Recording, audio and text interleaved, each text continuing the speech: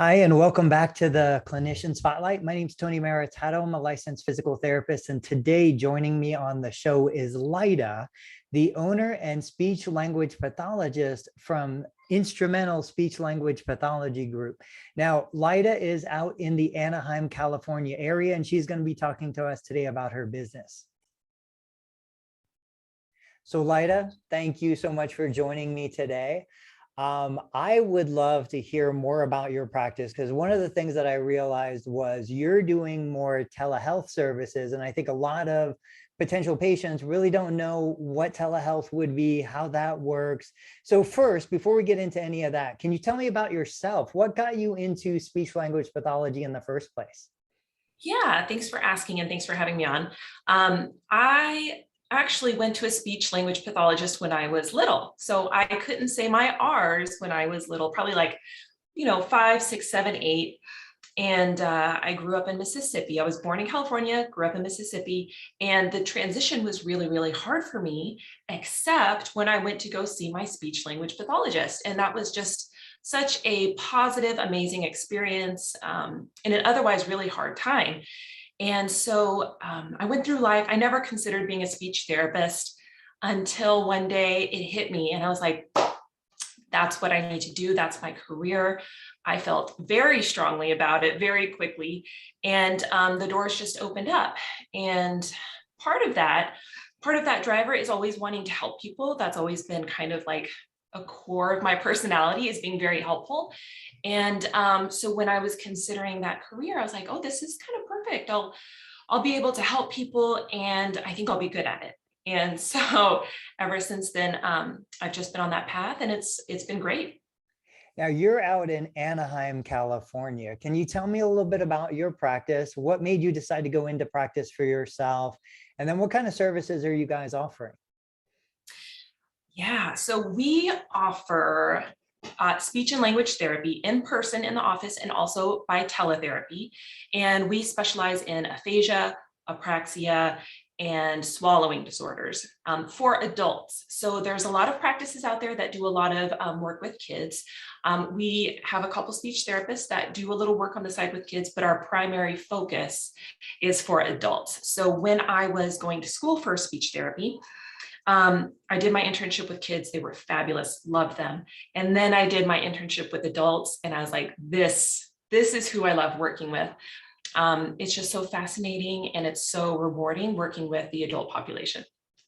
And you Yes, go mentioned ahead. some clinical terms there that I would love for you to just define a little bit, because I think we hear these terms and the people that are going to be watching this video might not know what aphasia is or any of things. So what are some of the main problems that people are coming to you with in just plain language? Yeah, so what will happen is sometimes people will have a stroke or a brain injury, and that can affect areas in the brain that affect your ability to produce speech, to plan what your mouth does for speech, and that's called apraxia, and your ability to actually use language and understand language, and that's called aphasia. And there's a lot of kind of other components that can be involved as far as your ability to pay attention, your ability to remember, and your thinking skills. So when you come to see us, it's our job to really untease all of that and figure out, what's going to make the biggest difference for you the quickest. And so we get in there, we do all of our assessments, and then we create a treatment plan based on what you want to achieve. And so often I see, we have family members that might have a major neurologic event. They get into the hospital system. Of course, they get physical therapy, occupational therapy, speech language, but then they get discharged. All of that kind of wraps up. Now, what you're doing is you're helping those individuals that have kind of moved maybe even beyond some of that. Could you talk a little bit about somebody who might have had an event months ago or even years ago, but they're still having some deficits? Can they reach out to you directly? How does that process work? Yes, that's a great question. So when I started my career, I wanted to make sure I got as much experience in as many settings as possible to figure out the continuum of care. So when you first get sick, you go to the hospital and you don't really know what's the next step. So that's kind of where I come in. You can always call me and I can advise you on, what is the next step? Is your loved one or yourself in a hospital? Well, you have two options. You can go home with home health, or, you can go to a skilled nursing facility. So that's more like in the acute phases. So shortly after you have some sort of stroke or brain injury. So I would love to see you when you're done with the hospital at the outpatient level. So that's after the hospital, after home health, after skilled nursing. That's the level of support that we provide. Also, we don't just provide therapy to people who have just had a stroke or brain injury. We love working with people who have a more chronic issue. So long-standing aphasia or apraxia. You can definitely continue to make improvement. I don't care what anybody says. If you put in the work, you're going to continue to see improvement. So if it's been over 6 months, if it's been 4 years, we're working with somebody who's been 4 years post-stroke, and they're making amazing progress. And teletherapy, we have found, is for most people just as good as in-person therapy. So we love providing teletherapy. Now, I would love to hear more about teletherapy specifically, because I know we hear so much resistance in individuals that are saying that, well, the geriatric population, my mom and dad, they don't know how to use the device, they don't know how to get on. But what is the normal situation for you if a patient has a need for therapy, wants to bring you on? I've got family members that absolutely could benefit from a service like this. Do they do it on their phone? Do they do it on a computer? Like, what's the technology set up? Yeah, that's a great question. So I don't recommend doing it on the phone unless absolutely necessary, just because the screen's so small. And Right. the way that we work the teletherapy is we do a lot of screen sharing. So the basic requirements are you should probably have a tablet or a laptop computer, and you just have to be able to see the screen and hear us. So if you have low vision, if you are very hard of hearing, teletherapy might not be the format for you. Right. I've Other than had that, some, yeah, sorry, go ahead. I was just going to say, other than that, it's fair game. I will say I've had some patients that have adult children that are incredibly tech savvy. And so Yes. they've cast the phone to the TV so my patient could see a big screen. I Yeah. mean, sometimes a 50-inch screen.